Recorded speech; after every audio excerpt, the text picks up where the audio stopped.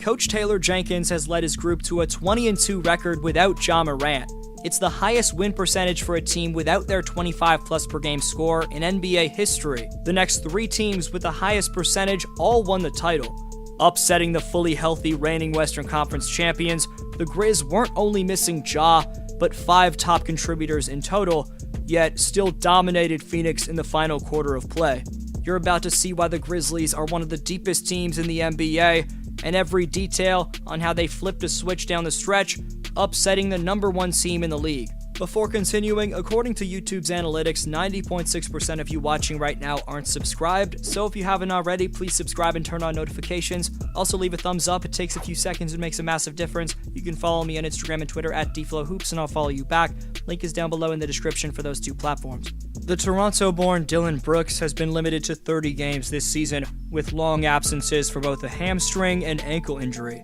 However, since getting healthy, the 6'7", 225-pound wing has been the elite pick-and-roll shot creator, which fans in Tennessee had gotten accustomed to in years past. Despite missing around 3/4 of this 21-22 campaign, Dillon's putting up averages of nearly 19 points and 3 assists per night. You can't forget that 5.5 years ago, Memphis general manager at the time in Chris Wallace snagged Brooks extremely deep in 2017's draft, taking the Oregon Duck in the second round down at pick number 45 overall that year.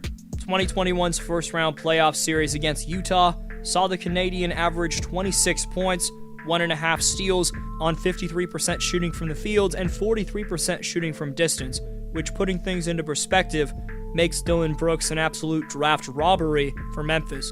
And Friday night in the 901 saw Brooks continue to cement himself as both a Grizzlies fan favorite and one of the current #2 seed in the Western Conference's best players.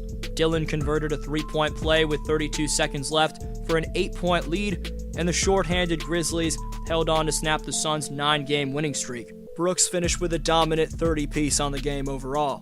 The 10th overall pick in 2021's draft, Zaire Williams, scored 19 points for Memphis, and the 3-and-D forward out of the University of South Carolina in DeAnthony Melton added a crucial 17 points, including 6 straight free throws in the final 20 seconds. From there, the backdoor cutting and 3-point sniping of John Conchar, offensive rebounding and screen setting of Xavier Tillman, Santi Aldama's reverse dunk, and the glue guy Brandon Clark's passing and in-between game fulfilled Memphis's next man up mentality. Those 4 players shocked Phoenix by combining for 50 points. This W for Memphis didn't merely come without the face of their franchise in Ja Morant, who's missed the last 7 games with a sore right knee, but Coach Jenkins was also without the services of Desmond Bane, Steven Adams, Tyus Jones, and not to mention a DPOY candidate, along with a top scoring option in Triple J Jaren Jackson Jr. On the other side for Phoenix, Devin Booker continued his hot streak with 41, Mikal Bridges added 18, and Cameron Payne finished with 11 points. While Memphis practically rested every one of their top players, the Suns came with their full complement of starters and bench options.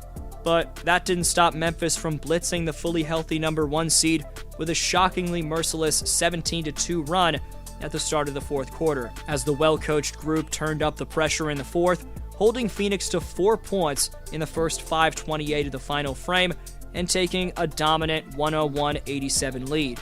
Taylor Jenkins said post-game, quote, "These are definitely culture wins because you're going up against the best team in the league.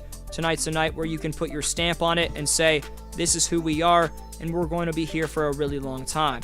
Meanwhile, Suns coach Monty Williams had this to say post-game: "They outplayed us. That was the key to the game. Their approach and our approach were 2 totally different zip codes." Monty's the current favorite to win the Coach of the Year award, and while he deserves that for leading Phoenix to a 62-win season thus far, conversely, with how Coach Taylor Jenkins has managed the 2nd seed in the West, while also dealing with his best player missing a big chunk of games and many other top players being out for a while, I think he should be considered a top candidate as well. And after beating Monty's fully healthy team and owning the next best record in the NBA behind the reigning West champs, the Coach of the Year narrative could be shifting in the favor of Taylor Jenkins. GM Zach Kleinman deserves a ton of credit for acquiring the right pieces, but with how any rotation player can jump in and contribute to winning basketball, that's a testament to player 1 through 15 buying into the coach's message and offensive system. There's a well-talked-about level of trust and continuity both on and off the court, that's incredibly hard to come by in this league for the Memphis Grizzlies. What isn't talked about enough with this team is the man not only implementing the culture and keeping the Memphis locker room in check, but drawing up fluid, unpredictable playsets. Managing egos and setting a clear role for every single player on the roster, not just the top 5 to 10 guys, is something you rarely see from coaches nowadays, but Jenkins does that. Overall expectations for the Grizzlies weren't high at all this year, at least on a national level. Vegas set their over-under win total at 41.5 games. Last night was their 55th win of the season, with 4 games remaining on the schedule.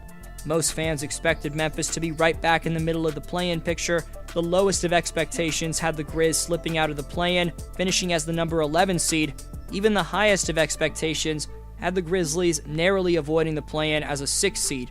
Memphis is one of the youngest teams in the NBA. Steven Adams and Kyle Anderson are the old guys at just 28 years old. At age 37, Taylor Jenkins would fit right in as a player on the LA Lakers roster.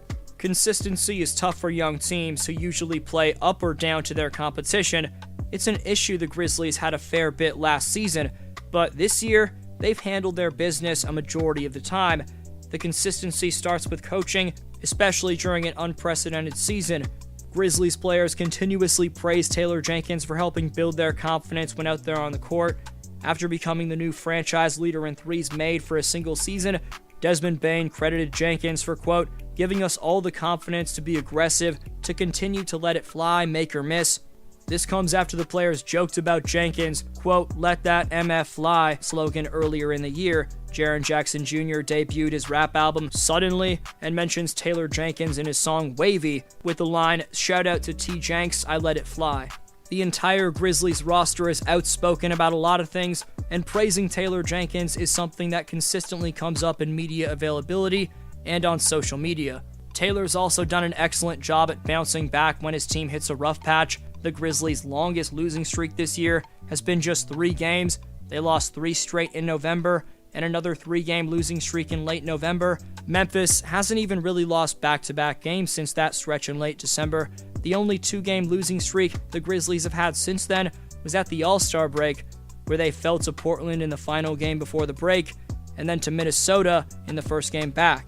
Jenkins has the ability to rally the team and help them put things in the rearview mirror, which has been critical to the team's success for years now and has been noticeable for quite some time. But I really want to know your take in the comments section. Why or why not is Taylor Jenkins the 2022 Coach of the Year? Best answer down below. Gets next video shout out. Top 5 commenters by June 21st. Receive free NBA merchandise this summer. So leave your take on today's question to compete in Community Speaks. Today's Speaks winner is Thierry, who says, I think the Raptors' 2022 ceiling is the Eastern Conference Finals. Appreciate every answer. This was D Flow. I hope you have a great one, and I'll see you next video.